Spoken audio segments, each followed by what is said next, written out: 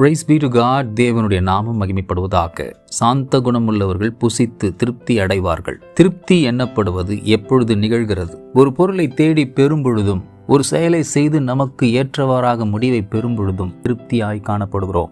இதில் நிறைவு எண்ணப்பட்ட இறுதி கட்டத்தை அடையும் வரை நமது மனதின் செயல்பாடு அதிகரித்து கொண்டுதான் இருக்கும். அதிகமாய் செயல்பட்டு கொண்டே இருக்கும் மனம் சமாதானம் எண்ணப்படுவதை எட்டுவது கடினம். காரணம், சமாதானம் மனதின் அமைதி நிலையில்தான் கிட்டுகிறது.